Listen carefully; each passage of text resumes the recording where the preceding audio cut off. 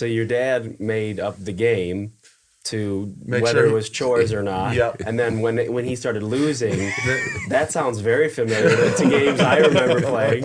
Just as soon as he started losing at the games, then it was There just wasn't as high as stakes, I don't think. Exactly. The chores.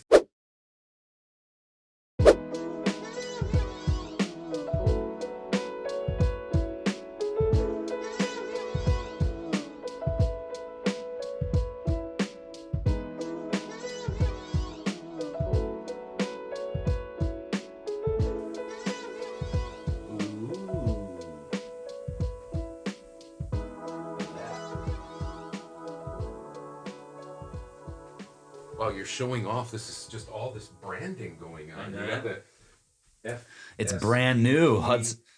prize token Yeah. for our prize table for guests. From none other than the Radical Podcaster. The radical podcaster, Calbert. So we don't have to use this anymore. Get that out of here. That's old stuff.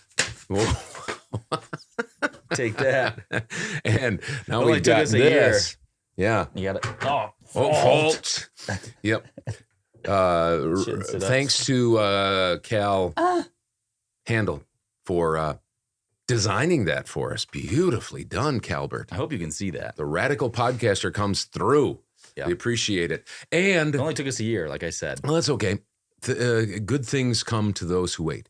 And I'm not real jealous because I'm sporting the Mazo Mini Mustangs, the local You can't go wrong there. baseball team. Yeah. That husband and Druki Meister and Joe Bobby and Deshaun play on, and John helps coach. But I covet that shirt you have, the original father-son voiceover podcast. Oh, there's that. Oh, yeah. And there's this. Oh, no. There goes our prize table token. Oh, sorry, Calbert. And there's this. These are the T-shirts we have. If you want one for sale, Roy from Elroy. Roy from Elroy, and it's got his name on the back. If you want to sport one of those, or you can have one of the whatchamacallits here, the original father-son voiceover podcast shirts. $20 if you want to. That's a little bit more than what we pay for them, but that could help with shipping and handling. If somebody wants one a ways away. And if more people want some, we might... we'll get another batch of them. You bet we will. We've already sold a couple. Thank you to those who have bought them. This is the 51st episode of the original father-son voiceover podcast. Todd here, Hudson there. We'll have the couch potatoes showing up soon, John and Drew, and we'll have Mr. Information himself, Mr. Joe Bobby.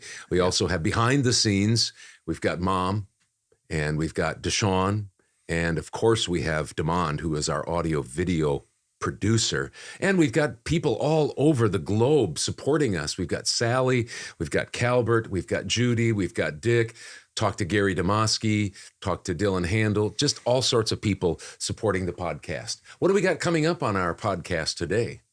Well, this episode. We do have an interview this week. We have an interview next week, and then the next one. And it's the same guy, and it's worth your time. Well, we can tell them because this is it. This is the warm-up. So we have all of our normal things. I think you talked about them, didn't you? And Wisconsin Heights Weekly. Yeah. Mazo Site-Wise. This is kind Adventures from Roy it's from kind of Elroy. Wisconsin Heights. Weekly and Mazo Site-Wise. Yeah, it's kind of a combo. We are going to be interviewing Mike Wilkinson. So played for the Badgers, played overseas for 9 to 10 years professionally. And he came and sat on the couch and we got to interview him, which was fun. Hear some stories. Some wild stories. You'll probably see that in the third part of our interview. But overall, it was nice for me. I wasn't part of it. You won't see me on there. I know everybody's going to be sad about that. That's going to hurt the viewership. I was making sure the cameras were all working and everything like that. And I was going to say, for me, I didn't get to watch him play basketball in high school. So I just hear stories and stuff like that. I was 4. Anyway, we have him coming. Great to have him on. And then Drew's coming with Illinois State fun facts. So you'll get to have us back. I'll be back with the rest of the guys. So anyway, that's what we've got. 51st episode. And I think that's we've covered the bases. Yeah, let's roll it. Let's roll it, baby. Hey, this is Bill DeWeese, pro voiceover talent and voiceover career coach. And this is the original Father-Son Voiceover Podcast.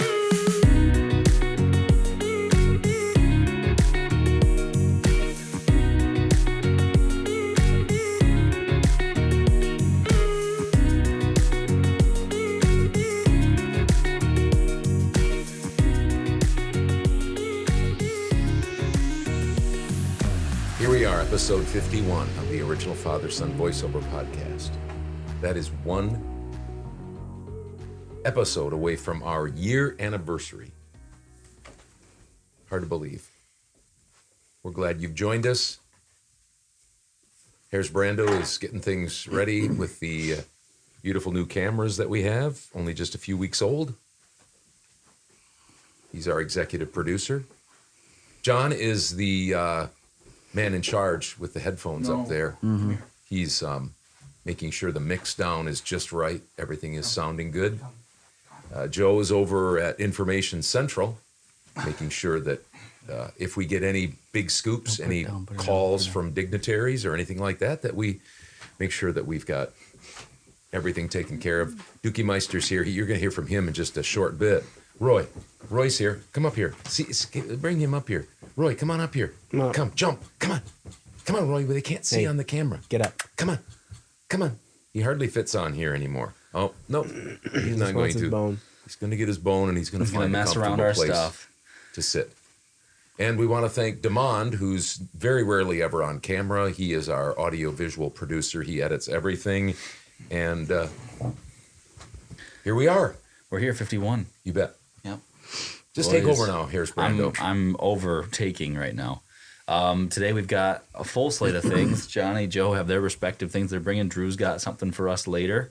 And then we've got an exciting middle part. Keep going. Our interview. It's our interview. And Mike Wilkinson is our interview. We talked about that. So we'll get that. Tease it for second. weeks. Yep. Without people knowing we were teasing it. Yeah. Before we get into that, let's get into Wisconsinites Weekly. Wisconsinites Weekly. Baseball is starting. The spring sports are starting.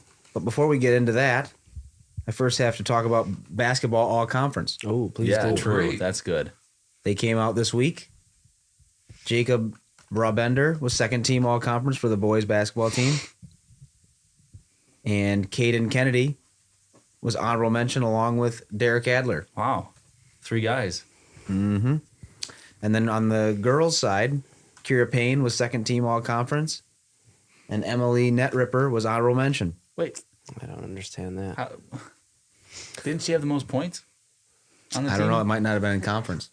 Oh, true. Yeah, that's true. Yeah. Sometimes your conference numbers are different from your... And maybe they're starting to Full season. honor defensive players more. Mm-hmm. Emily Netripper was an offensive, and traditionally they traditionally honor the people that really fill up the stat sheet, especially offensively, Yeah. which isn't necessarily, I don't know if that's great, but the point being is that's what they normally do. Yeah. So anyway, Oh, Joe Bob. So then, we might need to take him down. I think we need to. all right. This Hold is him just there, this is way too important, this podcast. Way too important to be interrupted. This is Roy, our charcoal lab. How old is he now? 20 weeks, maybe? 20 weeks. What do you think, Joe? So I would think so. Yeah. About that. Pass. keep going, Joe. We've All lost here's Brando, but So we're then, good to go. getting into the spring sports, baseball, as I alluded to before, they have a new coach, Ted Severson, and new assistant coach, Scott Dewar. Oh, okay. They begin games Monday, April 3rd, at home against Poynette. That starts at 5 o'clock. They also play Thursday, April 6th, Dad's birthday, at Waterloo at 5 p.m. I didn't mind playing at Waterloo. They kind of had a pretty nice area there. They're pretty nice setup for the field and everything. Working It was about at kind of the, like a little bowl. Yeah. Yeah, It's at the they had Fireman's Park there. Yep, in and then they Waterloo, had in case you've ever been. they had off to your right. They had a big hill and then kind of a short porch in right field.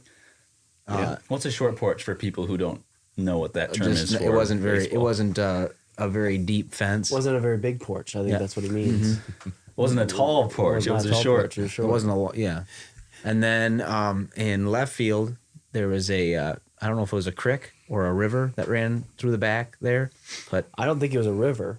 I don't know what it was. A stream. Wow. Yeah, I mean, I don't. It was definitely don't the think it was size a of a river. creek. And anyway, it was in left field back there, so it was just kind of a beautiful place to play. yeah, it was and then they beyond had- the fence. there was a It guy- wasn't like you had to avoid it to No. try to catch the ball. No. There was a guy my junior year who hit a home run over the creek. Wow.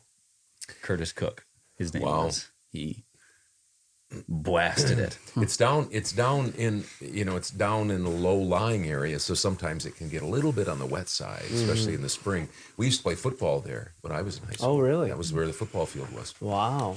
Yeah, Fireman's Park. you bet. And then girls soccer.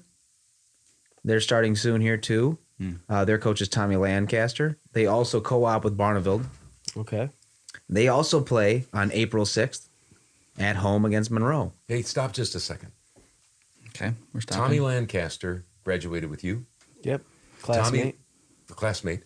Tommy Lancaster from Terry's Piggly Wiggly. in Now Cross it's Plains. Tommy's. Now he's the owner, I believe. His dad is retired. Wow. And he's got time. Now talk about running a tight ship. He's got time to. He's managing all of that. Having the right people in the right seats is what I would say. He's getting good traction. I would doubt he's living in the gap at all. No, I'm sure he's living in the gain. That's true. Right? Yeah. And he's able to still coach girls soccer. Talk about management. I think he's coaching the boys as I well. wonder if he does. he's couching the boys? in Coaching. that, leadership coaching. I think it probably has to do with the folks that are under him in particular, like Travis Travis Hack, Hack. Barry Oh, Meinholz. Travis Hack has been there for decades, literally. Yeah, I think so. Yeah, he's got great people underneath him. He does. And who else? Barry Barry Meinholz. Meinholz. No, there's There's former some other classmate folks too that we that we should know. too. Yeah. We know faces, not names, Keep- to some of them. Keep going. I didn't mean to interrupt you, but I don't know anymore. But Tommy Lancaster's just hit me that he's able to do both of those things. Yeah. Wow. He Public triages his servant. stuff pretty well. Go ahead. And then the softball team, they start March 30th at home against Iowa Grant. Yes, they do. I used the And wrong finally, word. track is starting soon. I looked on the Wisconsin Heights website and couldn't find a date on when they start, but I think if they used to have a big indoor meet at Platteville. yeah. That already happened, I think, last weekend. I think somebody said. Okay. Oh, It's tough because we're Should be again 2 weekends ago. True. we are recording this Appreciate that. on Friday late afternoon, 24th. March 24th, and we're supposed to get more snow again tonight. And so that really wreaks havoc on softball, baseball, even track and stuff. It's just not that great. That's what we get with soccer spring you sports can in usually Wisconsin. play in about anything, but it's not fun No. to play with sleeting and snow and stuff like that. You're much- not wrong about that. Much more fun to play when it's Baseball. reasonably. Oh yeah.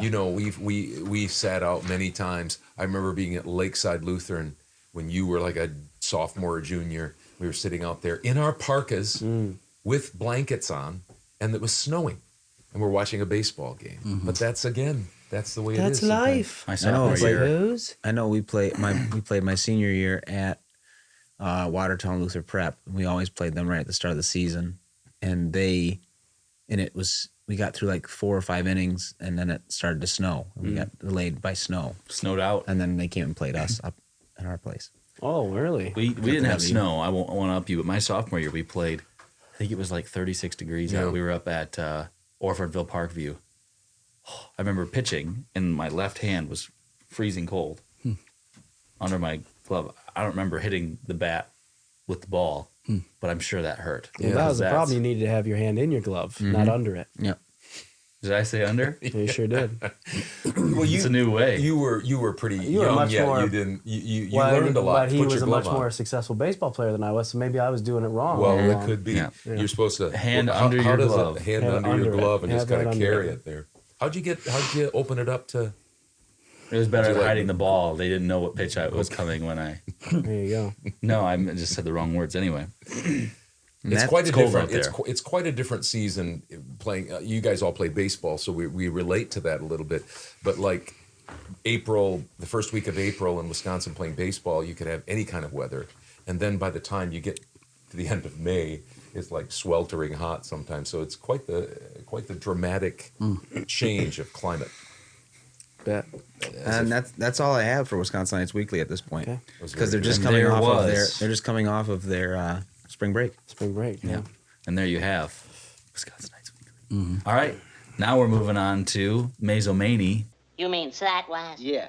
Oh, let me say, All right. So, I saw you working on this the other day. yep, you can That works hard for his money. you can sign up down at the Mazo Library if you're looking to partake in a garden workshop. If you want to learn how to Rake? garden well. You might want to do that because I'm I know. actually leading it.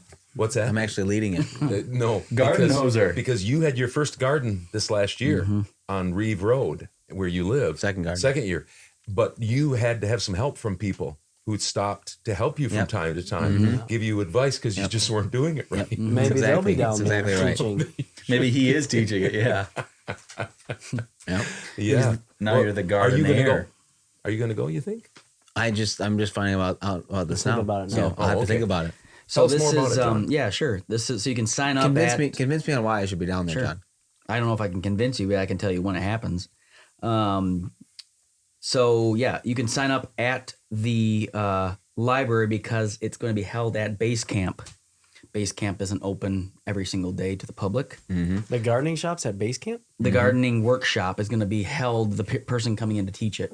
teaching how to do indoor plants. Yep, base camp. It's this coming Saturday, so April 1st, 10:30.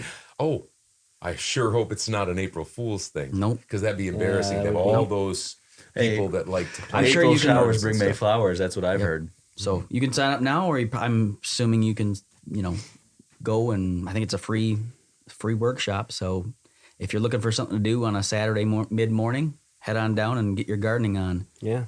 So that's one thing going on. Does it not say who's leading it? I think it did, but I'm pretty sure I forgot to write it down. But we'll have next week. No, we won't. We will not have next week. But Well, like- you can check it out. It's you can see it on, or you can go down and sign up, and they'll give you more details about it at the library, or Sign up before you get the details, and then they'll give you the or details. you can go down to details and find out if that's something you want to do on a Saturday, and I they'll bet tell you you the somebody details down at before the you sign up. library is going to know. Oh, yeah. more Yeah, I would information. think so. And the thing is I know we have a master gardener in Mazo. Yep. And we also have Kevin and Kate Lucy who run Happy Valley Farms. They've got to know a lot. I mean, who would know more than that? Maybe Mason. Denny Deneen. Rodney No. Danu. Booner Deneen. Rodney Danu. Rodney Danu. And Ken, his brother. Oh, they would fighting know a words. lot. Yeah.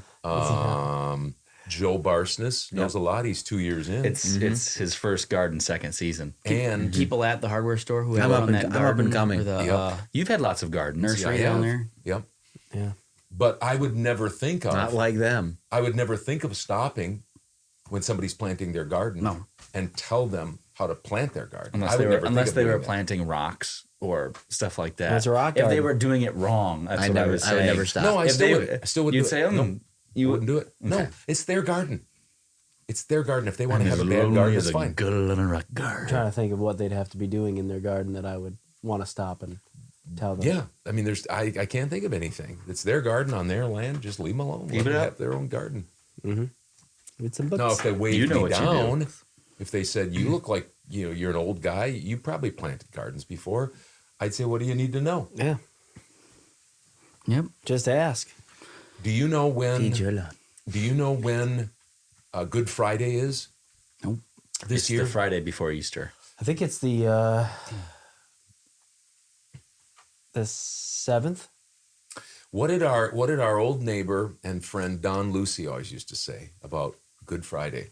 Oh, Can't remember. You probably probably when you what? plant. What do you plant on Good Friday? Potatoes. Potatoes. Yeah. See, gardener. That's what he always said. test. He always said, plant your potatoes Yep. on Good Friday. So that He you had can have good- them he had taters. good had- gardens. Yep. When we lived on Scott Street, It's 'cause he he lived planted right them on next Good to us, Friday. and we had this hedge, and I would look Hedge over protection? Yeah, that's I what I would was look thinking at too. an idiot. I would look over to his garden, spotless, Yeah. perfect. Everything was tied up right. The onions stood straight up. Tomatoes, beautiful. And my garden, I had Johnny gardens- and you, the and you garden's were running always- through. The garden's always better on the other side of Yeah, the it hedge. is. Yeah. Anyway, I didn't mean to there. get off there, but that's just a little something I was thinking of. See, probably should have announced this first, or reminded you about this because it's just before the gardening workshop, so you could have a full Saturday. Because there's more even after this about what's happening on April 1st. But don't forget Coffee with a Cop down at 1855, Remember to ask our 9 question. to 10. Yep, you can get 10% off. Yep. Yep, so that's just before. Start And your morning off You're right. right across the street from base camp, so get your coffee on and then go get your gardening on Yep. for the morning. And then this is it's going to fall into Wisconsin Heights a little bit. And so I'm sorry, but But because that you is didn't, Mazo. because you That didn't is. announce it, I guess I'm going to have to. The Wisconsin Heights, this is the same day, so April 1st again, and this is in the evening. But the Wisconsin Heights Music Boosters Oh. Cabaret Night Oh, wow. Cabaret. starts at 6 p.m. Cost is $5. The cabaret will feature music from the Heights Band. I believe that's middle school and high school, Oh, okay. and the choir. Life choirs. is a cabaret, old chum. I've never heard of that song. No. Yep. I know it. There'll also be Mean Girls. I think there's some sort of musical that they're doing. Now, this is musical or musical? Musical. I don't know. That sounds better, I guess. Review. I don't know. Oh, I they're just just reading. sitting reviewing it. Well, reviewing they it. had that play, Mean Girls, back a couple Yep. weeks ago. Now maybe they're just going to review it. Oh. I guess, or do Or do they have critics highlights there? or something like that Well, they can maybe do. or that's what they something. call it because Cal was big into musicals. Cal Handel was. Cal was into what? He was big into musicals. He was. He And was when- on the. Yeah. And He was when part of the. When he was in high school, maybe that's why it was called musical, because he was in it. I can't remember that. Can't rule that out. Yep. You cannot rule that out. no. We'll We'll have to we'll have him on and we'll talk have to about trust his but musical. verify that when he. I when think he a comes back. musicale is a group of musicians getting together and playing music, different types of music. Don't quote me on this, but a musical is usually a storyline that has music in it. I think that's why I they think called that's him. That was true. his nickname in high school because Cal he was Musical. He was musical because he could fill all those spots. I think that's what it was. I wonder if he played an instrument. I don't think Well, he did. played a baseball bat, though. Maybe Yeah. No doubt about it. Calbert. Nobody swung it sweeter than Cal. From the left side, right? Yeah. Along with the bands, choir, and the Mean Girls review, there's a variety of student and family acts. Whoa. An axe? Acts. ACTS. Oh, acts. acts. So I don't, whatever. That'll be interesting to see what that will be Almost like. a talent show. I think included is not only the admission for the $5, but also a dessert. And then you can bid on silent auction items. Certainly So- hope you get admitted for $5 because if they just Yeah. hand you a What dessert, does Well, I'm bid- just you saying can say what does it's it not look bad. like at a I don't silent know if the- auction? I'm Keep not this sure in if the your car. desserts are. I'm not sure if the desserts are included. So I Oh, don't they wanna, might. Yeah, they What might be does like a a bake bid- sale. Didn't we Maybe. used to do? For Didn't we have to play? Didn't we An have to auction. play for a cabaret? I don't remember that, but I remember them Jazz just band. doing like to raise money. They did a dessert table, Oh, and you okay. could sell your cookies or brownies or whatever for however much. I think What do they you call saw that fit. What again? what does Bake a sale? Bake sale. Yeah. Oh yeah. what does a bid look like at a silent auction? I think you just go Is that just write a, things is that down. A, Write is that a down. wink? You just have there's like a big sheet is of that paper a- and you write it down and No, it's One like of those.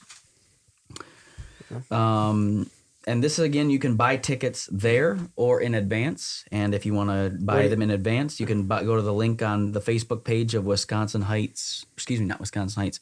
What's happening in Mazo? There's a big page there that you can click on, and it'll take you to the Promised link land. that'll then have you be able to sign up to get your chance to see all this fun stuff at the cabaret. So is this it next Saturday? so the silent auction? Is it whoever can stay silent the longest gets the item, or you just write down what you would What bid you on would- that yeah, Instead of thing, having like a T-shirt. Then you just Well, write I'm down so 30, it's not 35. loud. Yeah, just walk around. Have you seen? They have on YouTube. They have those guys that do the big auctions or whatever like that. I don't know, what do they call Auctioneers? them? Auctioneer. I Oh, think there they're you have called it. King Caller. Yeah, that too. But they have them, and then they put them up with like rap music, and so that they're doing their call outs or whatever, and somebody's remixed it with rap music, and it sounds pretty good. I bet you that could be fun. Yeah, it was. Maybe Damon will give That's us a fun little for bit. one right there in your mind. Oh, I we guess you guys haven't ever seen it. I've never seen it. I'm That's not what I'm cultured saying. like I am. Yeah. 89, 80, 80, 80, 80, 1, but 1 now, 70, but 1 now, 1, but 1, 2, 2, 3, 3, 3, 3, but 4, 70, but 4 now, 4 now, 5, but 1, but 1 now, 4, 4, 4 now, half, 84, 4 now, 5, 5, 5, 65, 5, but half, but 5 now, quarter. So the definition of musicale or cabaret or definition of this. Give me another You're getting second. into the weeds here. okay. Well, I'm gonna have to move on here. Yeah, sorry. So We'll come back. Look up musicale and musical. It'll be interesting. some of you may have seen this around town. There's been bulletins, or what do they call them? Fundraising for the Nelson family. This is going to be held down at R&J's Saloon. I think they have a thing down at 1855. Something They you have a can- jar a and stuff jar, like that. and then letting you know when it's going to happen. And I'm letting you know now. So it's this Saturday. Once again, another thing that you can do around Mazo, and it won't interfere with the cabaret or the coffee with a cop or garden workshop. So Wow. you can have a full day here. It's gonna, like I said, it's gonna be held at R&J Saloon this Saturday, 2 to 6. This fundraiser is to help the Nelson family with medical expenses related to Kyle's liver transplant. Wow. You can go down to the event, or you can get takeout. The event includes Joy's Pot Roast Dinner. That's a $15 plate. And then also raffle tickets and for a 50-50 raffle. If you can't make it and you'd like to make a donation, there is, again, on what's happening in Mazo, you can find out who you need to contact. I believe it's, blanking on her name, but Scott Dewar's wife, I believe. Sarah. Sarah. Yes, my bad. Very on that. nice. So that's one thing you can do as well. And then reminder, this is coming out on the 28th or something like that. No. It's today, the 24th. So no, it's going to happen 7 days. The 31st? Or no, Wednesday, Wednesday. So that'd be the 25th, 26th, 27th, 28th, 29th. 29th. Maybe? Yep. 29th. So you've got a couple days left for the flavors of March down at 1855. Oh, So don't forget that. 28. the Irish cream. Irish And then cream, make sure or you- if you want the spiced brown sugar put in, that's called the pot of gold. And then you could get a loaded Scotty. Oh, Loaded Scotty. Because it's kind of. are they selling it now? Well, I've asked. It's I asked for it it's once. like loaded Oh, really? Scuddy. A few weeks ago, I tried it out again. a Luddy Scotty. So And don't Off forget, menu items. don't forget that 1855 Coffee House in historic downtown Mazo is an official sponsor of the original Father Son voiceover podcast. So all this she talked about, you can get 10% off. Food and beverages. and Nothing beverages. in the vault. No. Vault. Nothing in the vault. finally, Oh, finally. I will let you know more details as who's going to be the featured artist or group down at for the Music Conservancy, their first Friday concert. It hasn't come up yet as to who's going to be featured. Ooh, but remember that mystery. it's the first Friday of each month, and it's down at the Mazo Community Building. So we'll let you know because this falls just before the first Friday won't be the first Friday this next week when this goes out. So it'll be the following week when we have this next 52nd episode. And so I'll let you know in the 1 year episode as to who's the featured artist or artists or We've got to decide what we're going to do for company that. or not I company, think- band. I think There we go. need to get But some. that's I think we need to get some yummy treats. Okay. Okay. Yeah, we could do that. That's do you not think, that hard. Weston? I was thinking this just we can just pause. if you just hold on just a second. If you could just pause your. We won't talk about this a long like a time because timeout? we need to talk about this. It's like a timeout. How long of a timeout is it like? Timeout is Timeout. 30. Timeout. Okay, 30. We need to talk about this off camera sometime in a planning situation. But next week is already our 52nd, our year anniversary. We need to do something. I talked about having an open house while we record this, and people could stop by if they want, or they don't have to, or they could call. They could call in. I came up with the idea that it wouldn't go that well because we've got all of our seats filled up. Where would they sit? They'd have to sit right between you guys. That's fine. That's no problem.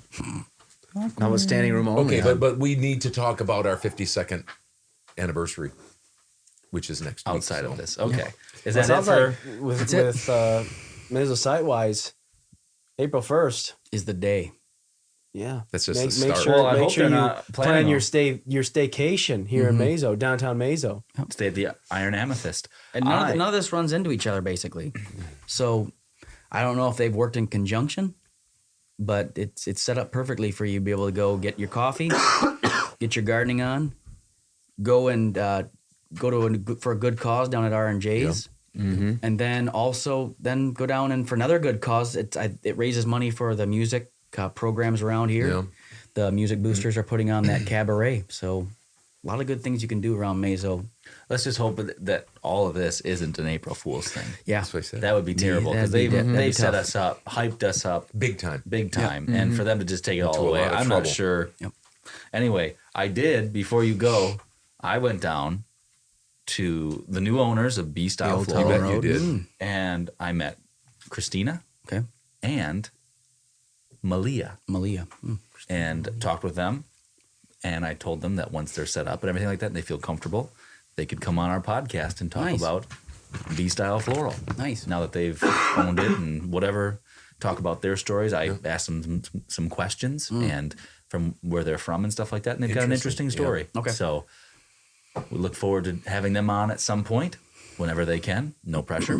They're going to have their grand opening April 29th, so we're hoping to get them on before that. And they're right across from I don't know. 1855 Yeah. Coffee House. Yep. But I have just a couple of items, if you don't mind. Item away. I won't take a lot of time. Have we got an update on our bracket winners?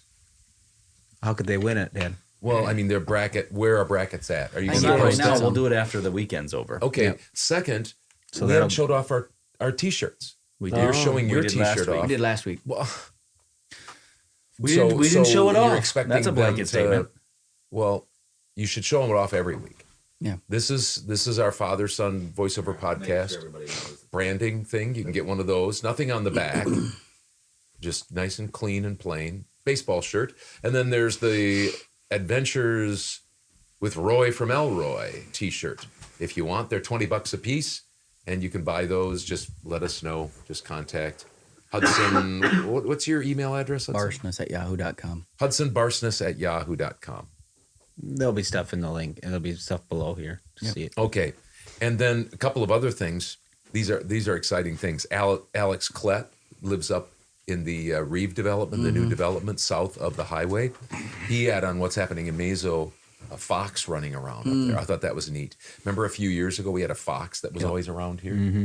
And one day I think you and I were walking. We were walking across the street on Eldred Street, Johnny Wick's house. And it was sitting on the porch.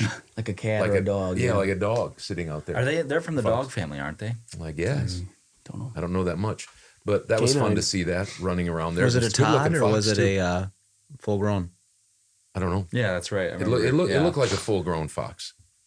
Isn't Second that of what all, they called it? Wasn't that its name in Fox and the Hound? Sure, but they're was. called a Todd when they're T.O.D.. they're a Todd when they're younger. Yeah, that's why I was wondering if that's why they did it. Juvenile. Yep. Gopper. second of all, just a couple of other little notes. We have a new prize token for our guests. The Radical Podcaster, the Musicale, he made that for us, designed that, made that for us.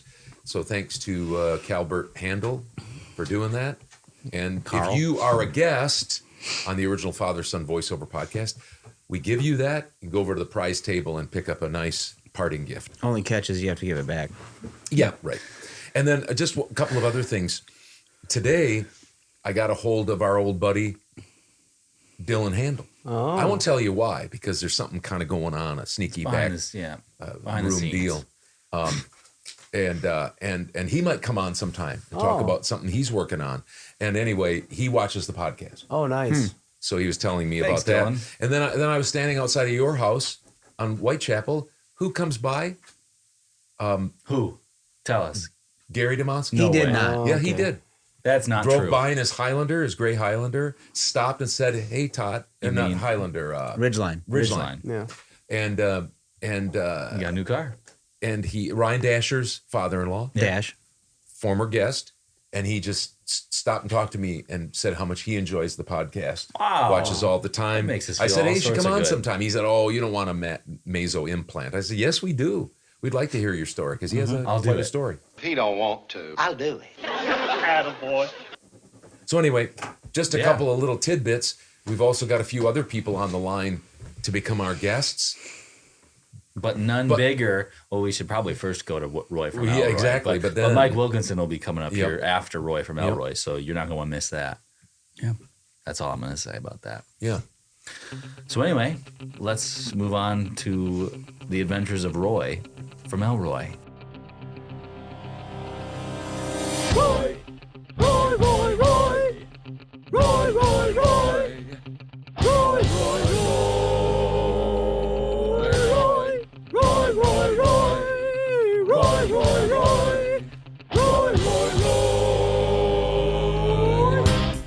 And now, another edition of The Adventures of Roy from Elroy.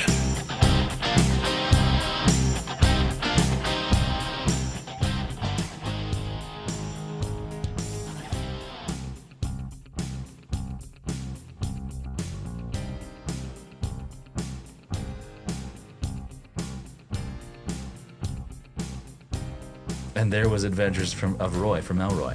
Is there anything else? Any updates? Yeah, he's starting to sleep in the tub. Did we get a Did you picture send of that? that? I'm gonna put it. It's on there. Oh, it's in there. It's a video too. I No, think I just saw no. a It's just a picture. Some picture. pictures. It's just Yeah. a picture. Pictures. Just Yeah. a picture.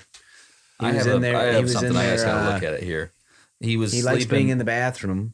Not And to so get then too he- personal. and- no. Oh, go ahead, Sweat. He likes to be in the bathroom, and sometimes he'll get into the tub, and because it's cool in there, he likes to lay down, It's quite cool. and he'll go to sleep in there.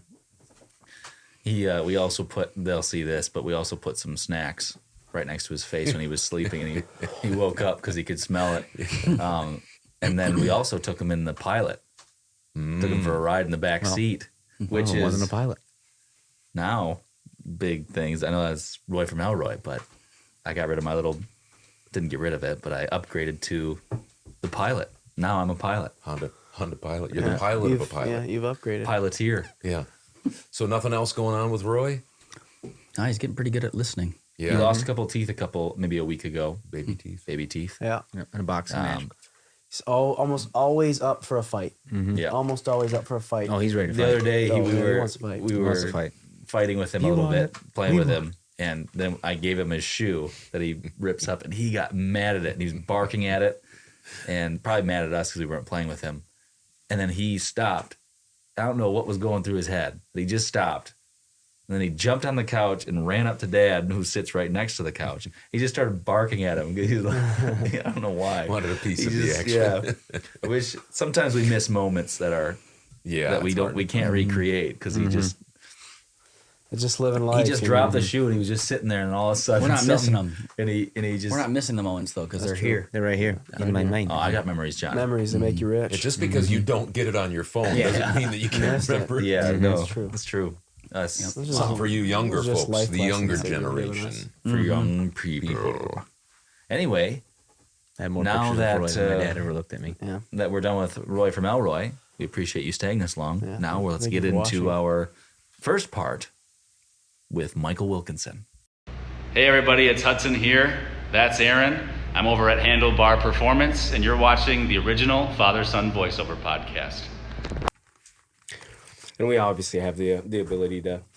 We have editing software. Well, yeah, and stuff like I that. figured. So Yeah, I'm not too worried about it. I mean, yeah, it's all for fun and right. So I don't know, Dad. Do you want to we can just kind of get into some questions and stuff. I mean, I was going to ask you a little bit just in starting if you'd been, because you told me you were watching the tournament. Yeah, we watched the last couple of days, and I mean, you can see the parity in college basketball. Yeah. And what the transfer rules and stuff have really had an effect on NCAA basketball. I mean, look at was it Fairleigh Dickinson yesterday? Yep. Their coach was D2, and one of their better players was D2, and they followed each other to Fairleigh Dickinson. And I mean, but that's just shows you what matchups can be. I mean, you got one of the smallest teams in the tournament versus one of the biggest teams in the tournament, and they just couldn't match up. Yeah, they just seemed like, Purdue kept, in my opinion, they kept trying to, contest out top. And they would just kind of run around them and score and cut and all these different things. And Purdue just seemed like they were a little bit too slow. I mean, you got a 7'4", 300-pounder trying to guard a 6'7", basically 3-man, just playing the 5. Yeah. And he can shoot. So that pulled your big man out of the center. And then offensively, they just double and triple teamed every time they got inside, and they couldn't make open shots. Yeah. I mean, if you can't make open shots, it's going to be tough to win. Yeah, you're right. Did you watch all of that game, basically? We watched bits and pieces of it. Okay. We watched that one. We watched, we were at a couple different places up in Mount Horeb. And so we had all the state games going when we were watching the Hero boys play. Oh, really? Yeah. And Pewaukee play with the guy that had been offered. One's going to Iowa State, I believe, and the other one's was offered by Wisconsin. Okay. And then the guy that Wisconsin's high on right now, the Hannah from Nicolet. Mm-hmm. I mean, they're some pretty good players especially being sophomores and juniors. So yeah, that's pretty. It's the most wonderful time of the year, I think. Oh yeah, I mean the first weekend NCAA basketball, the tournament is the best weekend. I think so. Mm-hmm. Yeah. You were telling me that you were gonna stop production on your work for a while, right? Yeah, I had a meeting on Thursday morning for the farm stuff, and then I had to run down to Iowa yesterday morning to sign some loan paperwork. But outside of that, we just kind of hung out with some friends and watched a lot of basketball the last 2 afternoons. Yeah. So Sammy's schedule didn't change too much, but Sam was watching games with his team, his friends in Middleton there. So yeah, okay. I don't know what he was doing yesterday. When I got back from Iowa, he was at the farm, but I don't know how long that lasted. Yeah, okay, all right. Do you do a bracket? I didn't do a bracket. Do you ever? I've done bracket almost every year except for the last 2 years, and now I never get it done before the first 4 ever plays, and by that point it's just like whatever. Yeah, right. Yeah, I'm a little bit that way too, where I kind of just like to sit and watch the games. If I put the time in to do a bracket. First of all, I don't watch enough college basketball during the year to know. And even sometimes I think when you do pay close attention, it almost is worse because in a one-game scenario, anything can happen. So, and like you said, matchups are really important. Oh, it is. Because Purdue, if they get past that game, who knows? They could go to the Final Four or whatever. So, but in my opinion, the first game of the tournament is always the toughest. Yeah. I mean, they have the most time to prepare. I mean, you're Sunday to Thursday or Sunday to Friday. And then, but you'll prepare for both teams for the second matchup if you get by the first, but you aren't running a whole bunch of plays. You aren't scouting them as much as you are like practicing against their offense for the one day you have in between games. So, I mean, usually that first game you get by that, and then usually the better teams win after that, or whoever's hotter making shots. Right. Yeah, it does seem like after that early upset, a lot of times those teams, not all the time, a lot of times those teams get beat pretty handily the next game. Right. So, thanks for joining us. Obviously, you can see we've been talking with Mike Wilkinson, former Wisconsin Heights grad and former UW grad. Also played, how many seasons did you play overseas? 9. 9 seasons overseas. So just kind of thought we would start by just asking you a little bit about so we had that video that we were watching. I know that you were part of that out at the Cole Center, where I think it was just recently, a month ago or so, you were honored at the Badger game there. Yeah, the honorary captain. Yeah. Can you just tell us what that game was like? Did you have like a box seat, or where were you sitting for that game? It was the Michigan game, and it was great seeing everyone and catching up with everyone. I mean, I played with 2 or 3 of the guys in the coaching staff, and Coach Gard was my assistant, and then Dean Oliver was, when I took my official visit to Iowa, he was my player host in Iowa. So, I mean, I've known the whole staff, gosh, I couldn't even, since I was playing, even before that in high school. And then some of the guys, I got to know some of the young guys when we did the celebrity softball game this summer. So it was good seeing some of those guys again. But it was great to be back at the Kohl Center and just kind of like be in the atmosphere. And I mean, they've got a bunch of talent on the team, and it's not very often you get to watch a basketball game where the winning team doesn't make a basket for the last 10 and a half minutes of the game. I was gonna say that was wild. Yeah, they didn't make a field goal in the last, like you said, 10 minutes. They barely hung on to win, but hey, they needed you that game. I texted you that Johnny Davis was the honorary captain the next time, I think, and they lost. So they got to have you as honorary captain more often. And so you said that for a while, I know that you would go out and you would practice with the Badgers, right? When's the last time you've done that?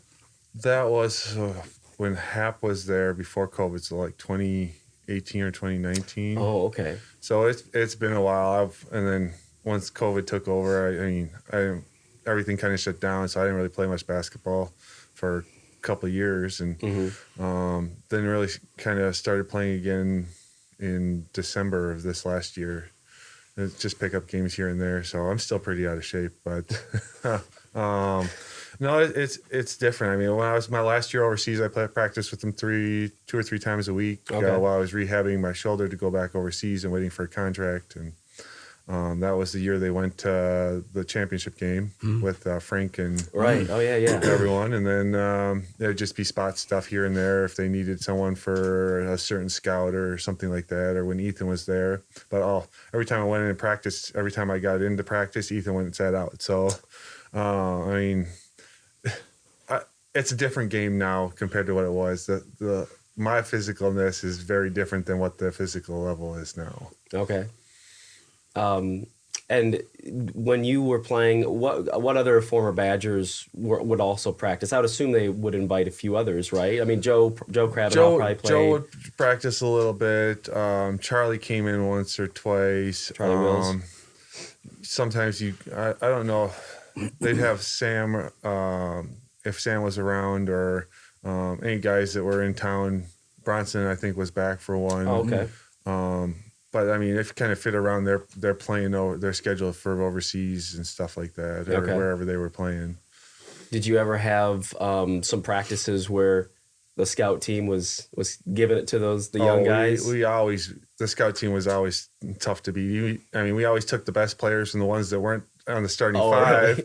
And I mean, just the experience it makes it's a game changer when it comes to a lot of that stuff. And I mean, I know it. Having me around definitely made a difference for the championship team. Just in they told me it was after playing against me in practice all week, it was easy when they got to the games on the weekends. I mean, they knew what was going on, and everything was just they could react and play. Yeah. Who reffed those games? The scout team. The scout team. Yeah, okay. we didn't get a lot of calls. You probably didn't need a lot though, right? Well, some of the guys weren't very happy with me because my game is always make contact first and then play after that. Yeah. And they're always kind of just waiting for contact. So a lot of times the people ended up under the basket, or people were sore by the time we were done practicing. But it was more of a half-court game when I was in there. The up and down, it got to be a little much for me because I wasn't in the shape they were in. Yeah. Were there ever any guys that you played when you practiced, like a Bronson or anybody that you kind of say that would have been a fun guy to play with when I was during my career? I mean, there's always guys like that. I mean, everyone brought something a little different, and I mean, there were a lot of good players that Wisconsin had, and I was very fortunate to play with a bunch of good players, and even some of the guys, like I got to play with Tucker overseas. But it's a different game, and different levels when you start to like meshing with people. Like Kirk Penny and I always had a great relationship on the playing off the ball, that type of stuff, or Devin and I with our pick and roll. And so it's hard to develop those kind of relationships when you're practicing once here or once there, and different guys. We started to get some stuff when I was practicing 2 or 3 days a week with some of the scout team guys that it just made things different. And no one wanted to ever no one on the regular team wanted to go through any of my screens. So the people were always open. Yeah. Joe and I were watching some of that, and there were a few screens that looked bone jarring. Let's just say You'd have to go to the monitor now. Yeah, right. Well, there were, when I was overseas, there were a couple times guys I set screens on a half court. They had to take them, call the ambulance to take them to the hospital afterwards. No one would call a screen, and the gym would be so loud, and it would just that'd be the end of it. Yeah.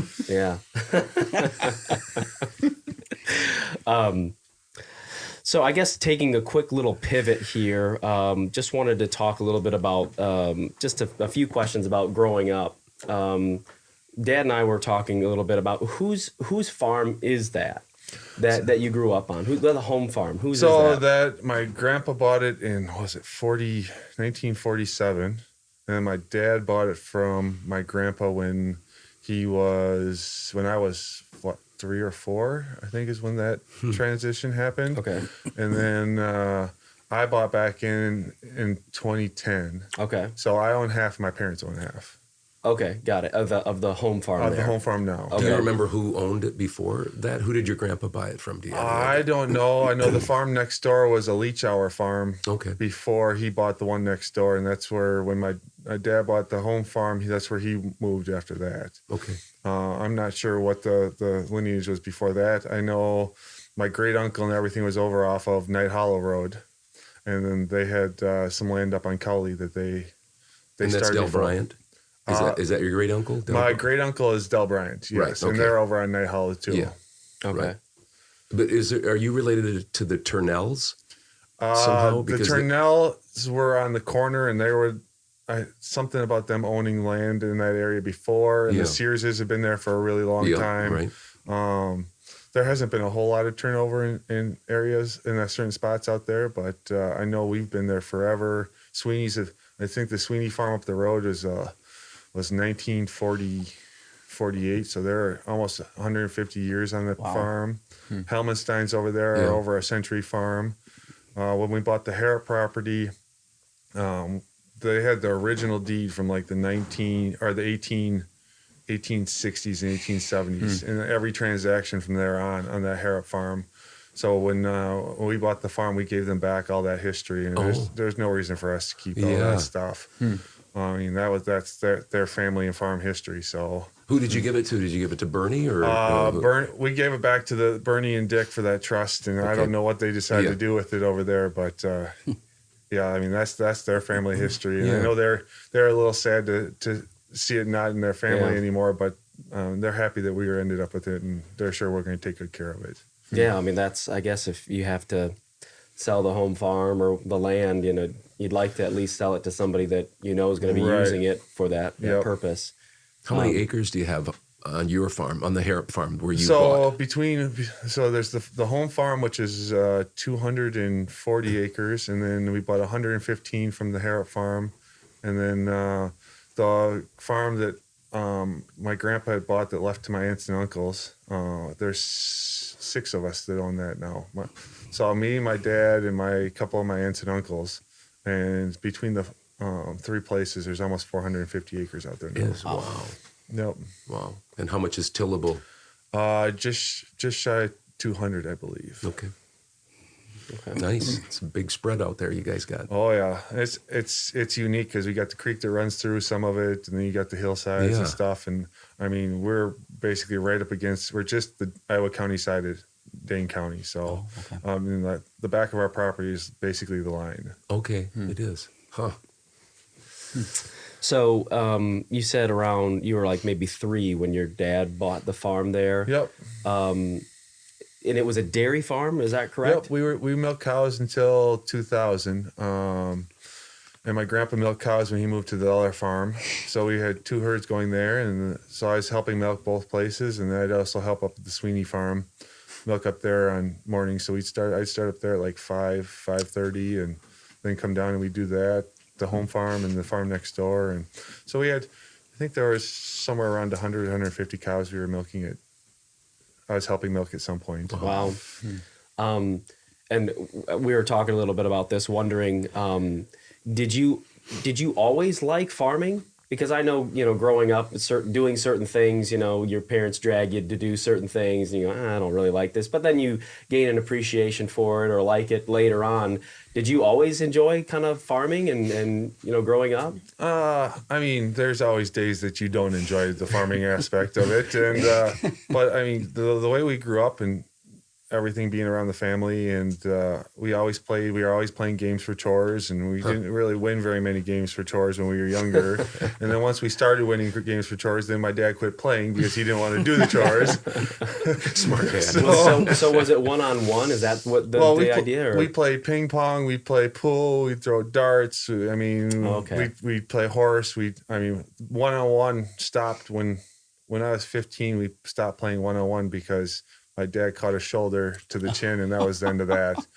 But in the barn, nothing was ever level, so you couldn't really dribble the ball, and there was hay chaff everywhere. So it was more just shooting. And so we'd play horse, and we'd shoot off the beams, and you'd bank it off the beam to the basket, or off the wall into the basket, or over this beam and through this triangle. And I mean, so you figure different things out, how to shoot. And then once he couldn't beat us right-handed, then he started shooting left-handed around the basket, hoping we'd miss. Yeah.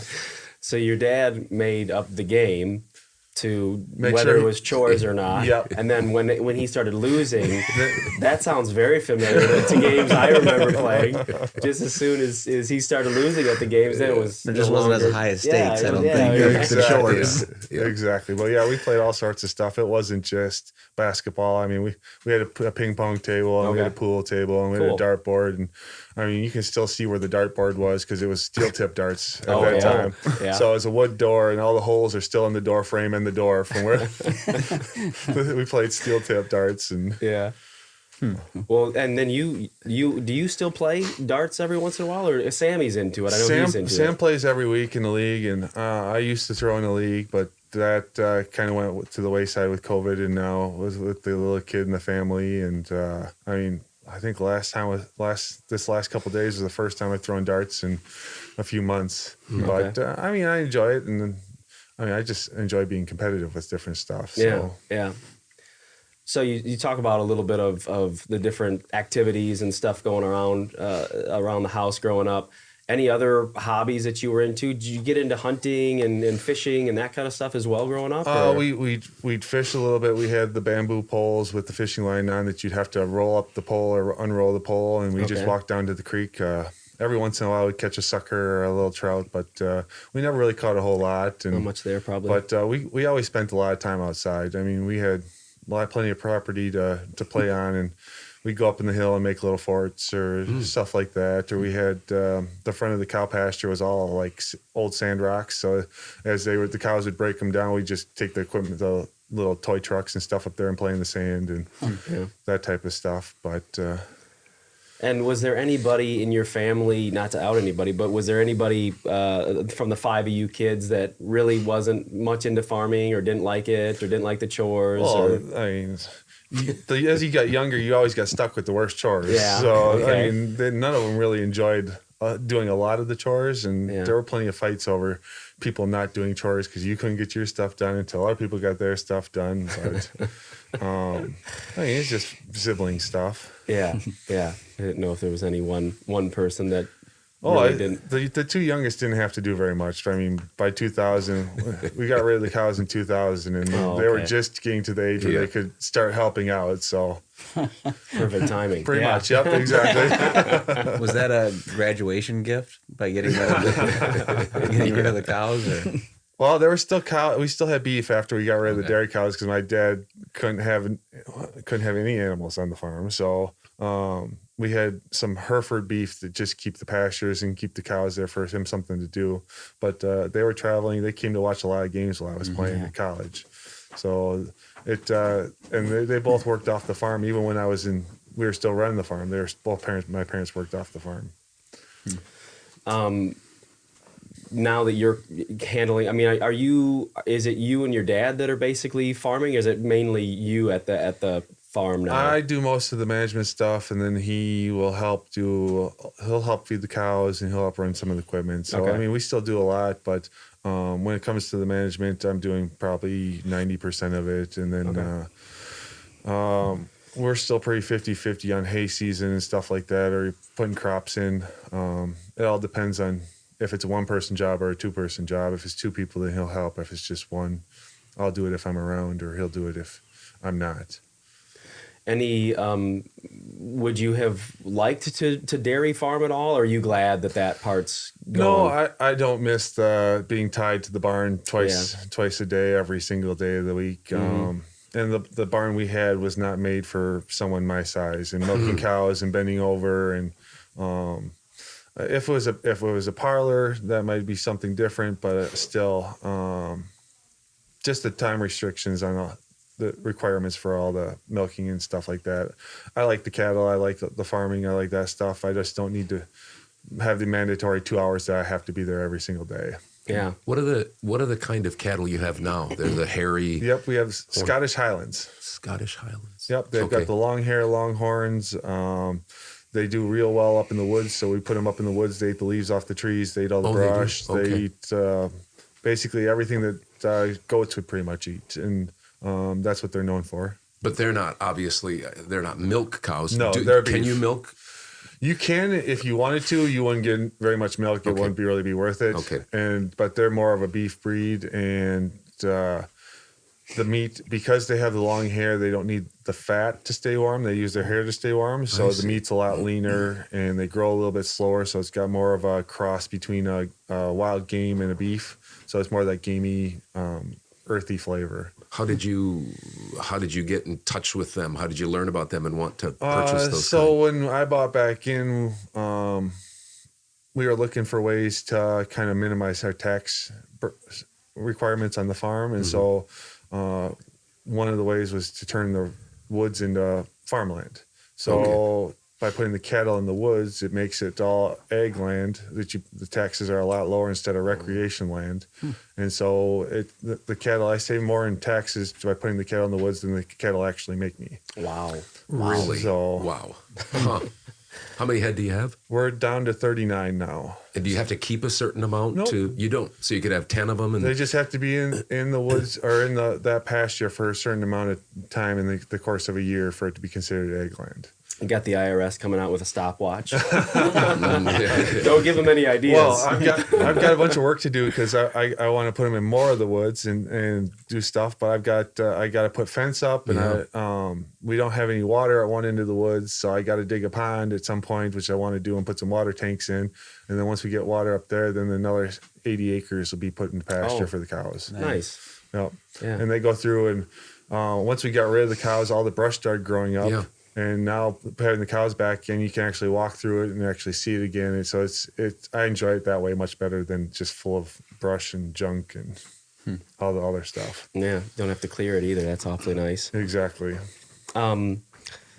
So obviously, you played basketball growing up. Were there any other sports that you were into? Soccer, football? I mean, we'd go to gym or open recess, and all we played was football. Okay. And I mean, I always thought it would be fun to play, but I just never had the time with the basketball and stuff like that and doing the farm work. And it got to the point with basketball, like between my junior and senior year, I was playing over 100 games of basketball in a year. Okay. And still doing farm work. So you get up, do farm work on a weekend, go play basketball tournament, come home and do farm work. So, not much room for the rest of it. Okay. Is there concern about being hurt too at all? Like you think I'm moving in a direction here, basketball wise, on a bigger level.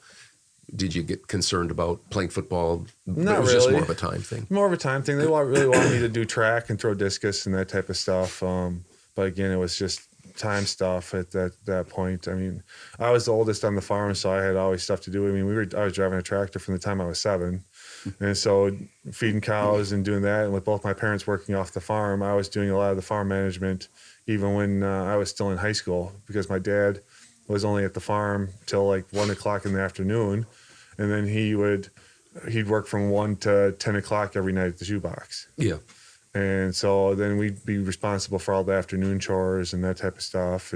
Or you'd go to practice after school, and then you didn't have any way to get home, so you'd wait for my mom to come home from the doctor's office in Madison to pick you up, take you home, and then you'd have to do chores and homework and all this other stuff. So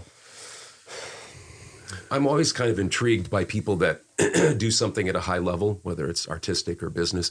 When did you talked about your junior to senior year, you played 100 games. When did you start to, like in your mind, when did you start to say, I think I'm pretty good at basketball. I think I can do this at the next level. You know what I mean? The when college I was level. playing with you guys at Open Gym.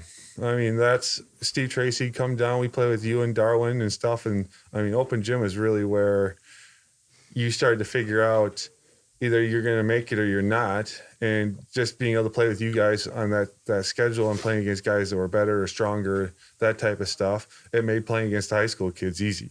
Yeah. And it was that 7th, 8th grade, those years where I was playing against you guys, that then I got to playing with the varsity that summer after 8th grade. And I was the leading scorer on the varsity in some of those tournaments as an 8th grader.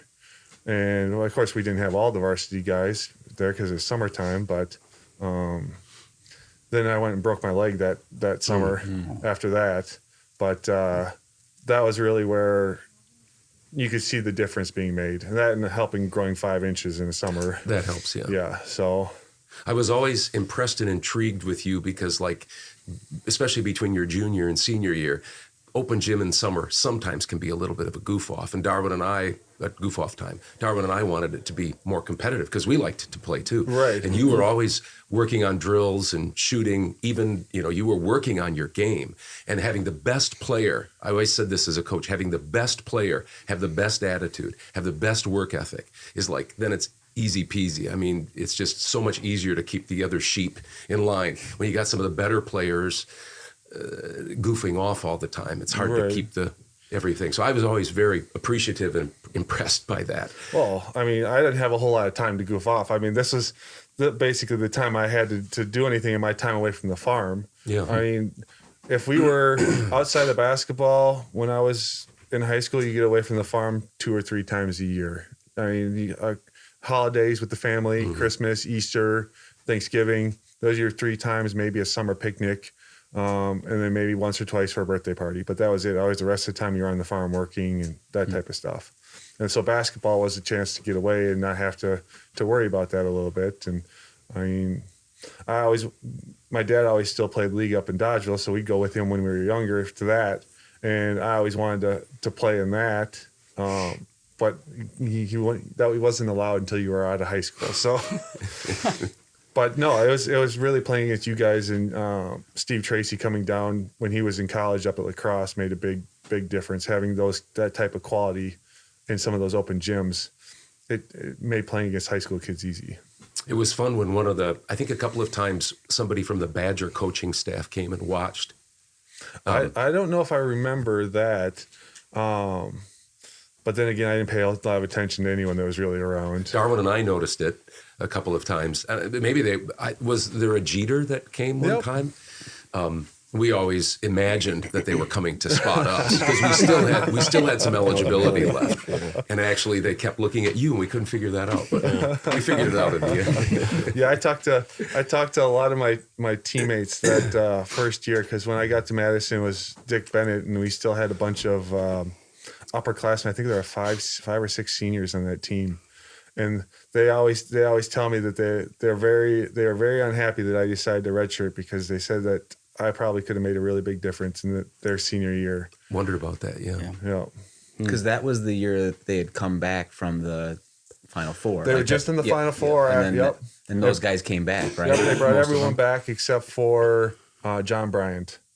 And then Dick Bennett decided to retire halfway through the year, and then we ended up losing to, was it Georgia State in the first round of the NCAA tournament, and they just didn't guard our big guys, and our big guys couldn't make shots. And I mean, all I did all year was play in the practice squad, so everyone got to see me. I got to practice against the top guys all year, and there were moments where I did well, and there were moments where I didn't. But that was just, of course, of being a freshman and trying to find your strength. But going into college at 200 pounds and coming out that freshman year at 230. Wow.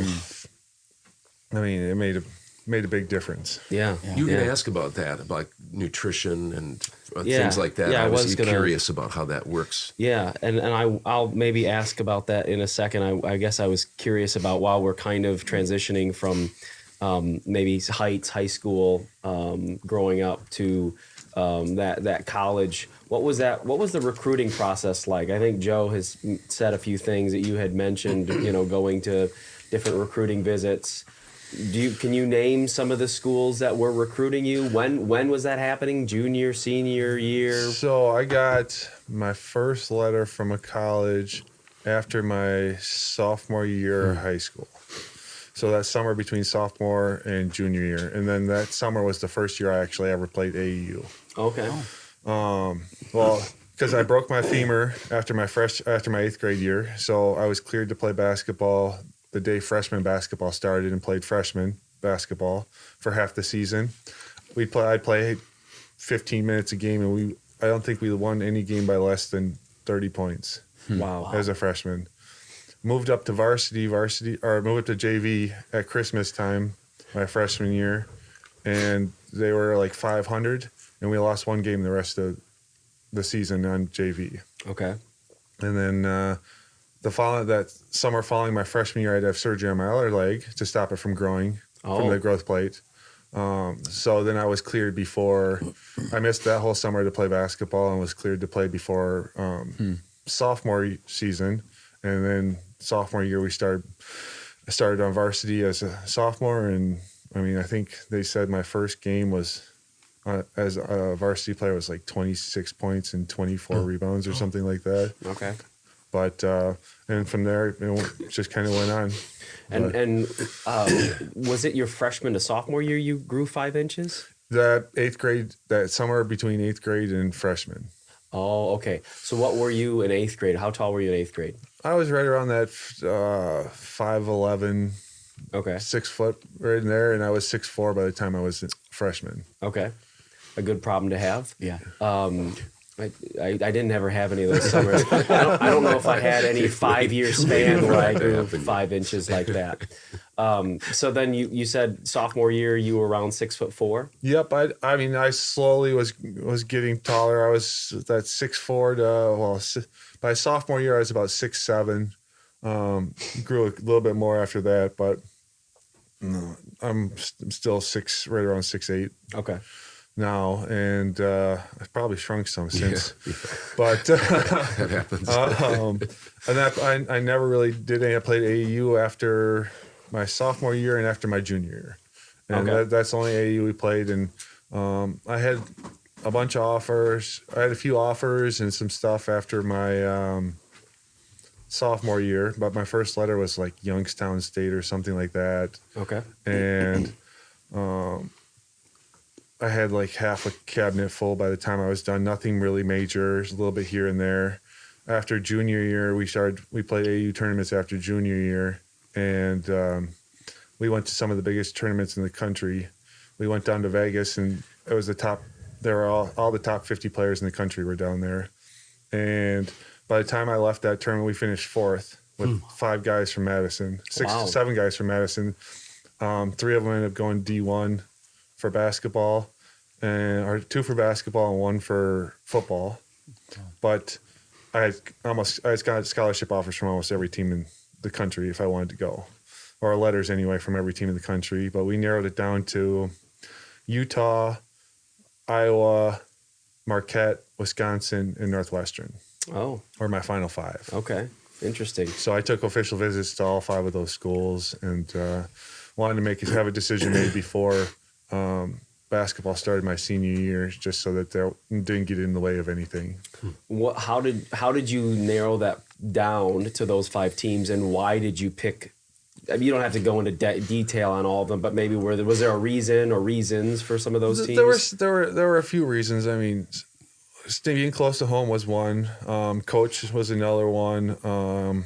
Just program and where programs were at, and then certain schools that had programs that I wanted. So ultimately, it came down to some of the guys and coaching staff and the program at Wisconsin that I really wanted to be into. Is why I ended up deciding that and being close to home. And okay. I mean, it turned out to be a great decision. And the only reason Utah was in there was because Majerus was out there. And I mean, Majerus has always been known for great development of players. And Keith Van Horn and Metala were both there. And so was that some of it? I mean, did some of those coaches, did they tell you within that process, did they say, hey, I think you can make it to the next level, which is the NBA, and I think I can get you there? I mean, that was the thing. Like when I was in high school, it was straight from high school to the NBA level. Yeah. And so all these guys I was playing with in AAU that summer, three or four of them all ended up going to the NBA in the draft. And I mean, those are guys I was scoring 30 points a game on while we were playing in tournaments in the summertime. So it was never a question of confidence that I was ever going to not make it to that level. It was where do I want to play more so. Okay. And growing up, did you ever kind of imagine or think, not imagine, but did you ever kind of dream like I would like to play for the Badgers? Or did you root for was Marquette your team, or was there a team that in state that you kind of thought it'd be fun? Because I remember growing up, I always thought it'd be fun to play for the Badgers, so I didn't know if that was part of it for you. I mean, you always grow up watching the Badgers. You always, want to play for the Badgers, want to play for the Bucks, want to play for the local teams. I mean, Bo Ryan, we play in tournaments at Platteville, and Bo Ryan was there, and I mean, they were recruiting me to Platteville, and then Bo Ryan got hired to Milwaukee, and that after my junior year, I talked to him, and he said, if we offered you a scholarship, would you ever consider coming to Milwaukee? And I said no. Okay.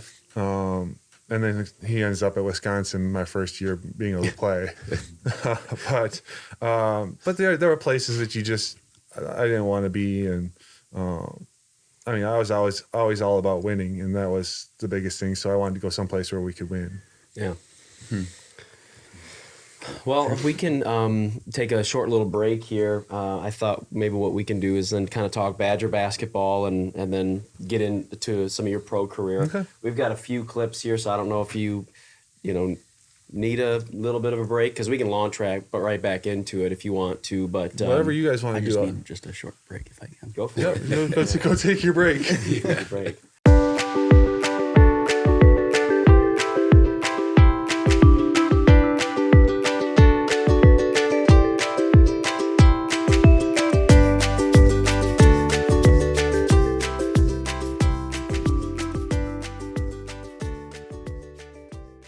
Well, welcome back to the original Father-Son voiceover podcast. We want to thank Mike for coming and being a guest. We will be running more of his interview in the next couple weeks. But right now, we are going to move on to some Illinois State fun facts with Drew. We haven't done those for a while, and so we thought we'd bring it back by popular demand. Popular nowadays. One of the things I like about our podcast is we try to be as transparent as this is just us. And in all transparency, Drew's been a little sick. Mm-hmm. And a sickness has been going through our house. And Drew might have to cough a little bit. He's chewing on some gum right now to try to keep his throat lubricated. So one thing we do on this podcast, we play Hurt. We play Hurt. You bet we did. I played Hurt last week. Yep. My name is John Dacre. Yeah. Oops. Take it away, Dookie. Okay, so we've got... as per usual, but it's been a while. So for those folks we're bringing back an oldie but a goodie. Right. So for those folks who haven't been a part of the state fun facts, let's get down to it. State flower is the violet. Which state is this? So this is Illinois. Looking these up. Remember what you used to do? You used to look these up. And you would post some pictures on there? Yeah. The state flower is the violet. Are you on strike or something or what? No, I don't like being told what to do. Ooh. I'm an Well, American. when you're not doing your job, you should be. You're at I'm Information American. Central. I haven't seen anything on the board the whole podcast. Yeah. Oh, was that logo not on there? Well, you know what I mean. Yeah, but you didn't bring that up here. I did it. What? Oh, the computer? Look up a violet, Joe. I'm looking up a violet. Don't get Before I get violent. Now, let me talk through this a little bit here. Violet night. Illinois was the first of 4 states to choose the violet as its state flower. Just connect to the internet, Joe. How am I supposed to learn his amenities if I can't hear him? I can't hear him. I can't hear him. Now, how am I going to learn if I can't hear him? Doggone, you learn to see them are the amenities. Now, you don't yell out amenities. I can't hear your amenities. The violet is also the state flower of New Jersey, Rhode Island, and Wisconsin. It is? You bet it is. I didn't know that. I thought it was a dandelion. Okay. Just kidding. You might think that all violets have purple flowers, but you would be wrong. There are several kinds of violets, though, and you can find violets with yellow, white, blue violet, lilac purple, and even green flowers! Exclamation point.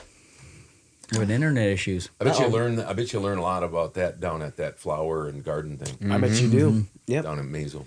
Violets are found growing in all kinds of locations, all over this place. From prairies and lawns to woods and wetlands. That's 4. All over all kinds. Those are all kinds of locations. The flowering time of the violet depends on the species. But most bloom in the spring. So there you have it, which makes sense. Is it species or species? Species. I think you do Well, both. is it associate or associate? Because Dad does that. Associates. Sometimes he'll say Is it associate. Sandwich or sandwich? I don't Well, there's a associate with Sannies. people that say associate. Nicely done. The state bird is the northern cardinal, not to be confused with his brethren, the southern cardinal. Actually, I don't know if that's true. Illinois was also the first of 7 states. They were the first state of 7 states to select the northern cardinal as the state bird. The cardinal was chosen in 1929.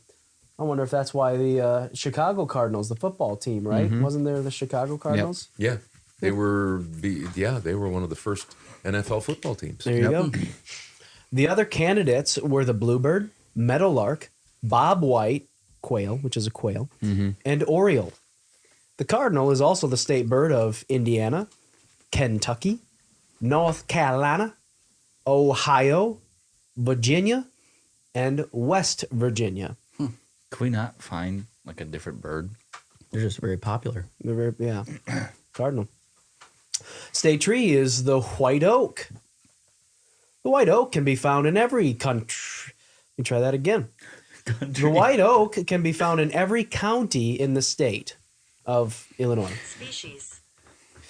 It grows best in upland areas and on slopes. It is not a tree that grows well in wet soil, just so you know, if you are looking to plant one in that's wet just soil. common knowledge. Does it How does it do? need How does it full do with sun or water? just partial sun? Does it not need any water? These are all good questions that I will not be getting to. An average white oak grows to 100 feet in height and 3 feet in diameter. We know what diameter is? Right across the whole thing. That's the circumference. That's the circumference is Right around. here, Yep. right across. Though. Straight across. Right across. A white oak can live for 350 to 400 Right here years. now in my mind. Joe about putting it in his mind palace. Did you hear that? No. Go ahead. No, A it white isn't. oak can live for 350 to 400 years. How do people know that? Huh? Cut How a do they ring know in this? half. Cut the ring. Count the rings, Ed. Why don't you cut one open and cut with some rings, huh? Yeah, Ed. Ring my bell. Ring my bell. No, I just was thinking, what did this old guy who lived to 90? He said, "Yep, that's been alive for 90 years." Definitely not. Or did one father pass it on to his son, to his son, to his son's son? The Cats in the Cradle and Silver Spoon. Yeah. And the Man on the Moon. We'll get together. Its leaves are bright green on top and pale green on the bottom. Each leaf has 7 to 9 rounded lobes. Those leaves pale in comparison to the ones up top. Make sure you're on mic there, Joe, if you don't mind. Huh? Actually, I couldn't please hear myself. don't. I was You so just loud. mute him if that'd be great. The white oak. He'd still bleed into yours, though, unfortunately. Yeah. The white oak has gray-white bark and green-brown acorns. It gets the name white oak from the light appearance on the bark. Are you doing that on purpose? I am. White? Do you say white or white? No, I I say never white. liked that when people did white. Ooh, wow. I didn't. It was like, it's You know white. who says white? Mom. Mandillin. Yeah, it's weird.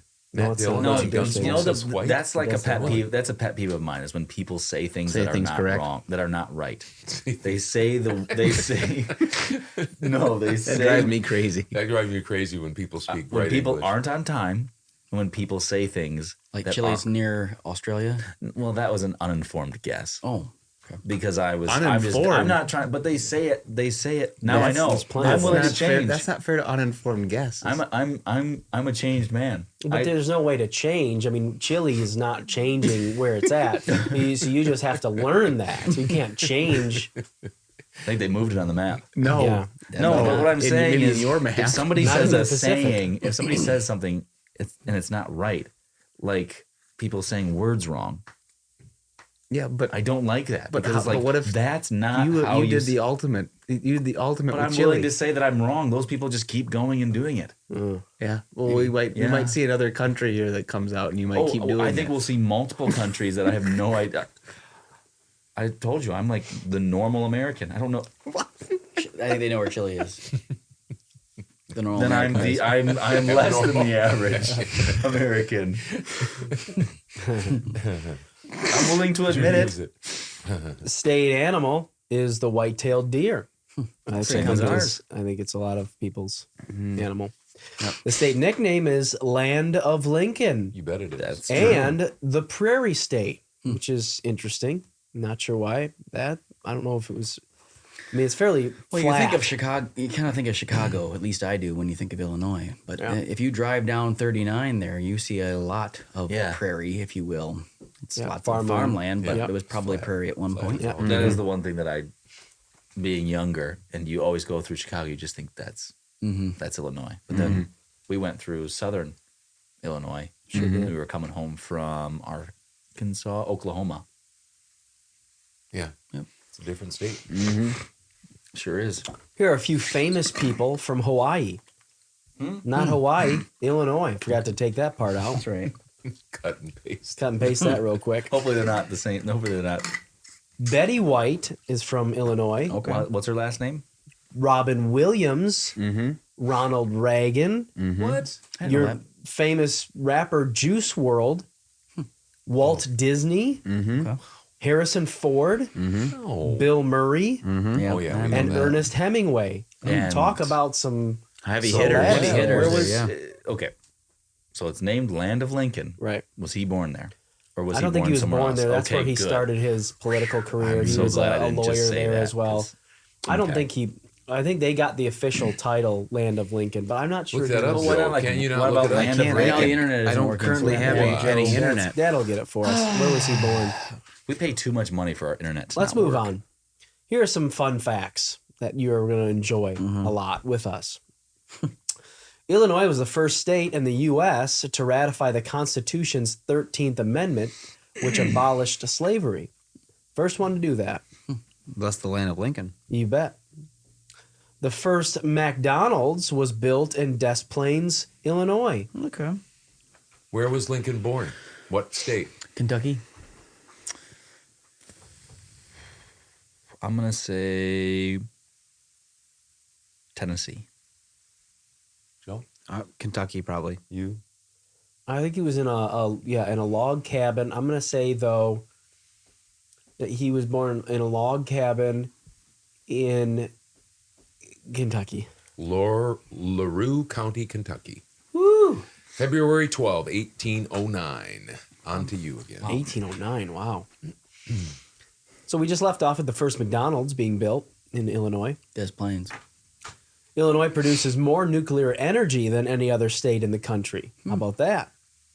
Twinkies. Ooh. Who was the guy in Carl Kettlebeater. Kettlebeater. Yeah, he always Kettle. had. He always, that wasn't Kettle. That wasn't was Kettle. Mark Kettle. Wow. This is his cousin. But he'd eat the top off the Twinkie and then lick the white center, and then eat the rest of it. He did it every single Same day. way.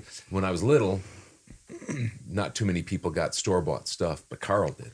And so we were all lusting after his Twinkies, and we had homemade cookies. Now I think it's the other way around. You're bad. You're not wrong about that.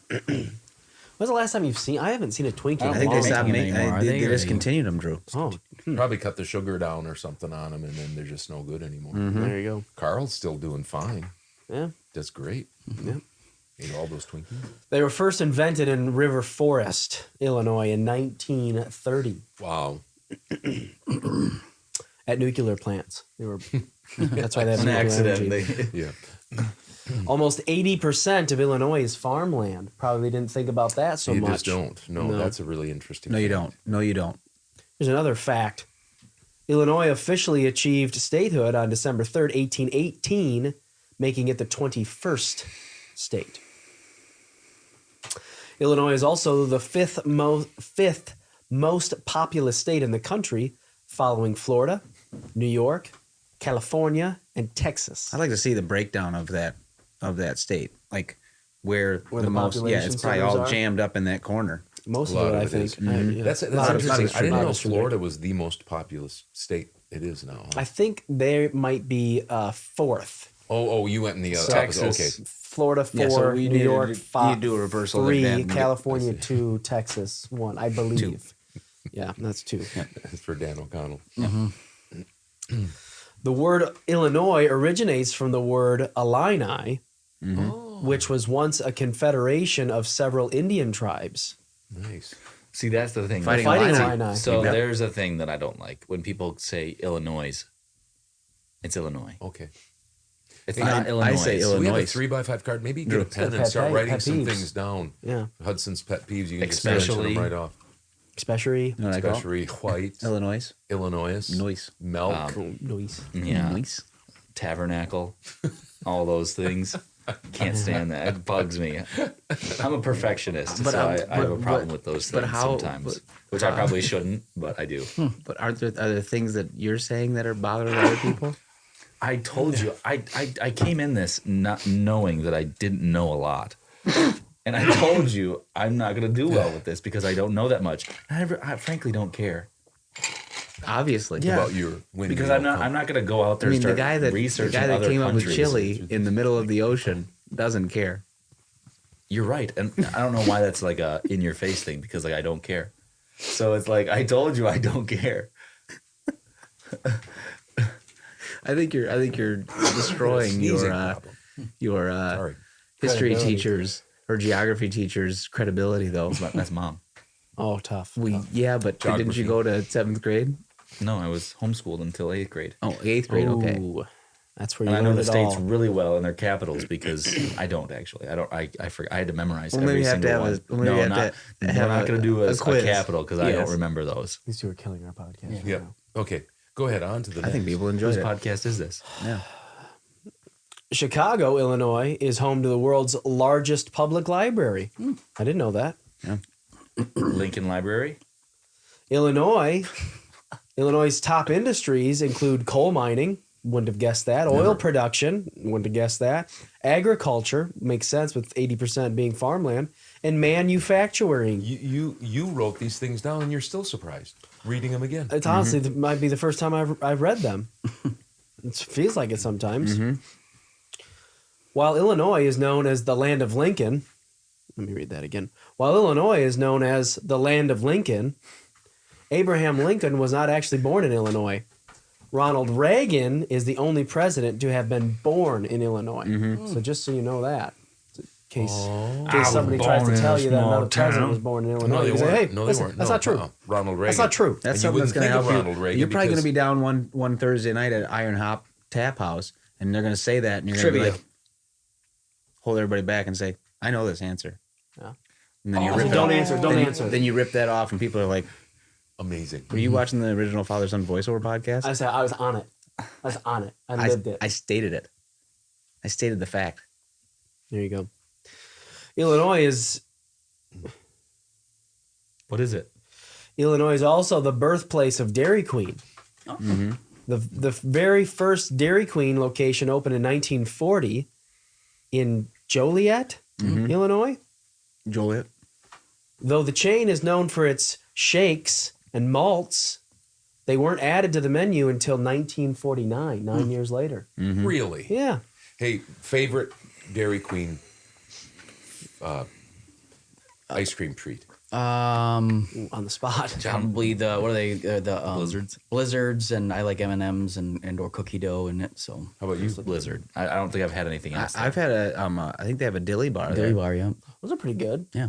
That makes me a dilly boy then. I think I had they had a long time ago, we had one. It was a Georgia mudslide, I think. Ooh. And whew, good stuff. I always liked when they would dump it over as if, That was their. Because if it fell out, then you got a free one. yeah, and I was tapping the top.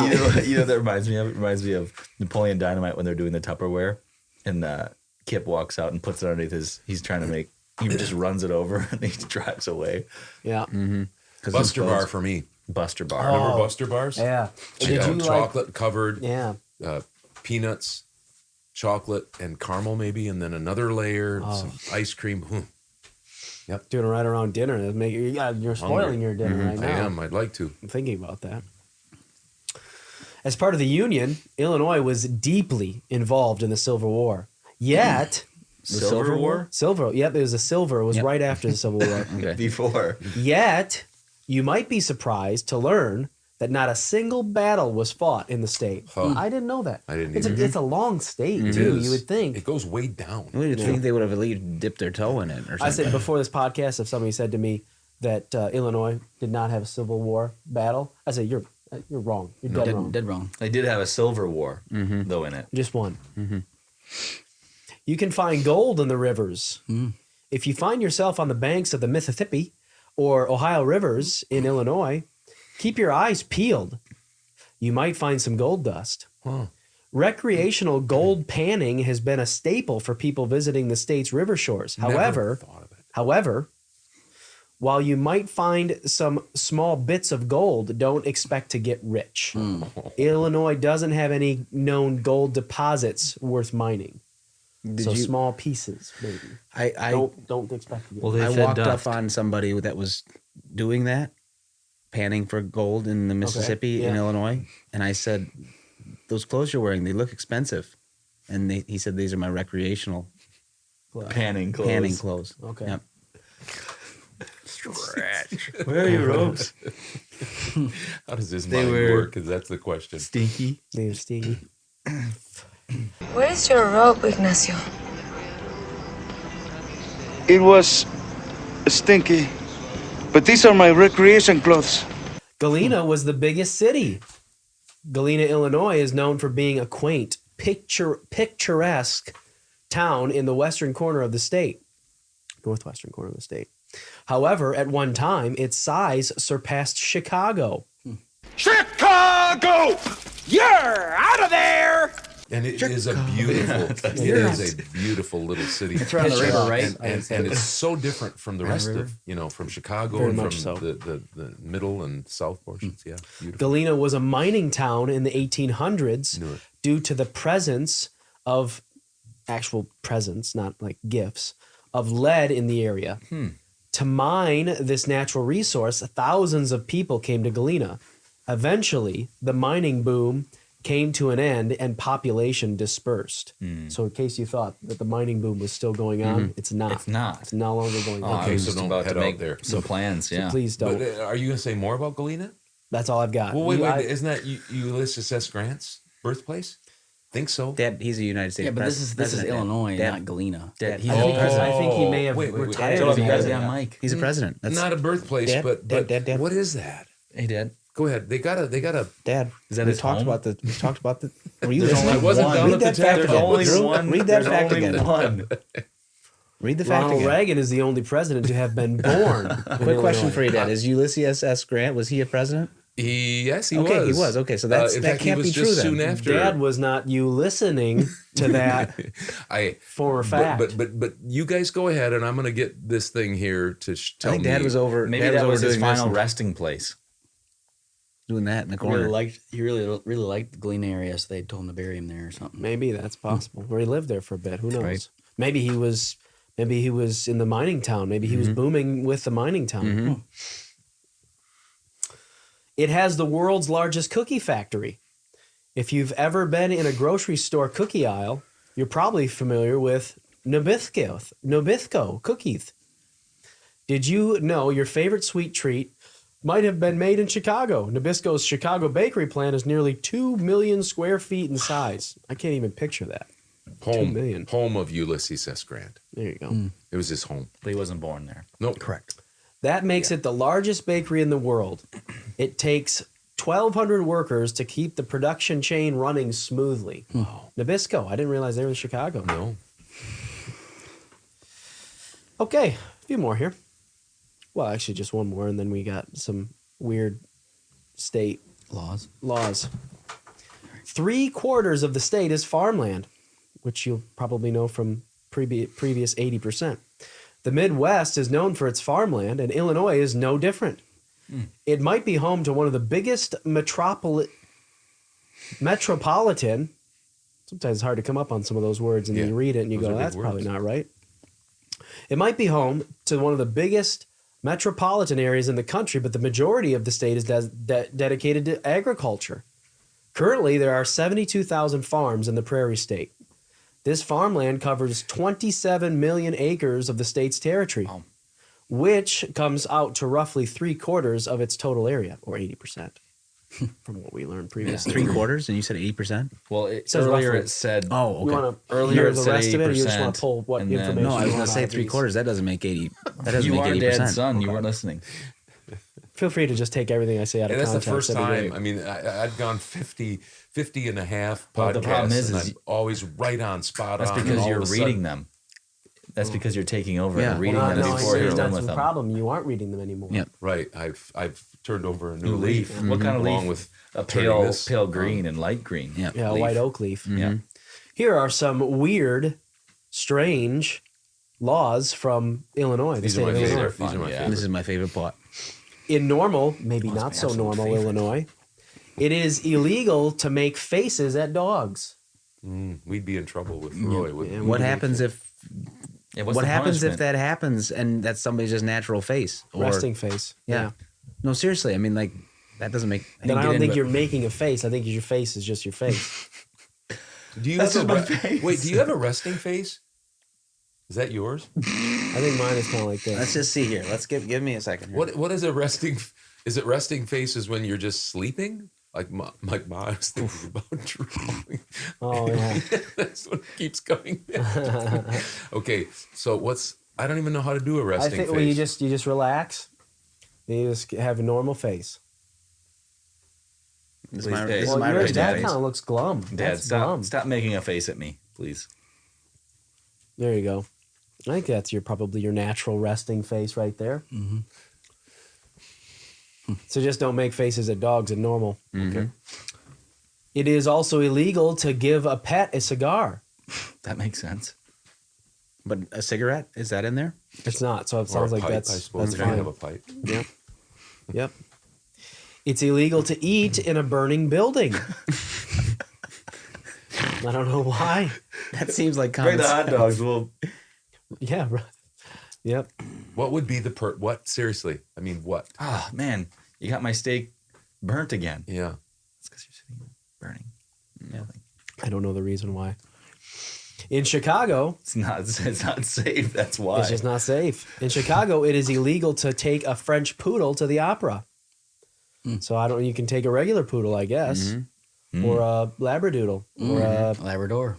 Toy poodle. I'm a Labrador. Or a Roy from Elroy. or Roy from Elroy. That's It sounds true. like that's okay. Also in Chicago, it's illegal to go fishing in your pajamas. But you can go to Walmart. In your pajamas. Yeah. Yep. Very pet-friendly, conscious state because it's illegal to give whiskey to dogs. So you can't give a pet a cigar and no whiskey to dogs. Can't make faces at them. Those might two be trouble things with- go together. There might be trouble with Kale's dog. His dog's name is Whiskey. Oh, really? Yeah. So that might throw people off if you're down in Chicago. It Be is careful down there. illegal to mispronounce Joliet.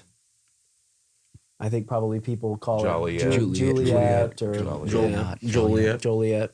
Yeah. Julius. Yep.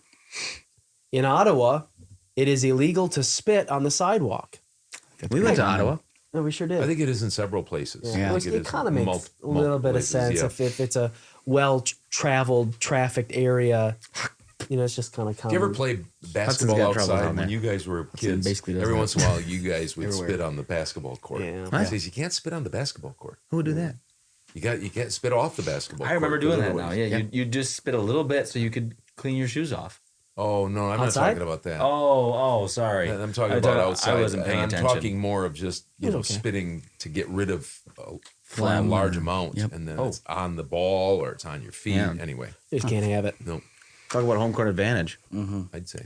In Kenilworth, a rooster must stand back 300 feet from a residence if it wishes to crow. So that's for a rooster. What do you see some police officers coming, they've got their wings measure. behind their back, and come on, you're going away for a long time here.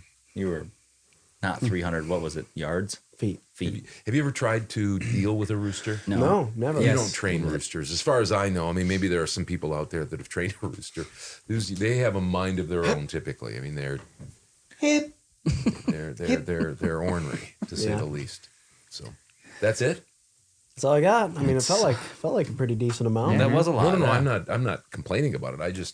It came up on me so quickly. I was sitting here enjoying it so much. Yeah. You know it was good.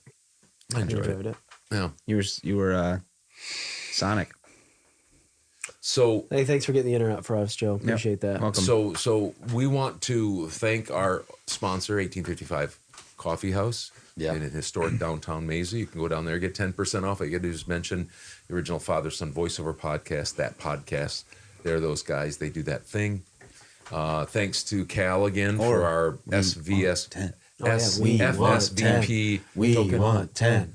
We want 10. Yeah, you could do that too. We want 10. Or if you don't have somebody with, hey, I don't really want to. And just so you know, it doesn't take any money away from the. We don't get any money for it either. So it's just a sponsor. Yep. And we want to thank John for Meso Sitewise. We don't make a dime, but you do. How about that? 10%. I like it. Make a dime on each dollar. Yep. And we want to thank Joe for being an information central, even though the internet was down and he didn't give us anything. I was playing her today. Guess what? I didn't mean I didn't bring him out. Inconceivable. And the facts. Illinois State Did we say thank you to Mike? Famous people from Hawaii. And a special thank you but that's fine. To Michael Wilkinson. Yes. He's going to be back next week and the week after that. Next week is our 52nd year, not 52nd year, 52nd episode year anniversary. And so join us. It's going to be huge. We don't even know what we're going to do, but it's going to be huge. That's how big it's going to be. Yep. All right. We will see you next week.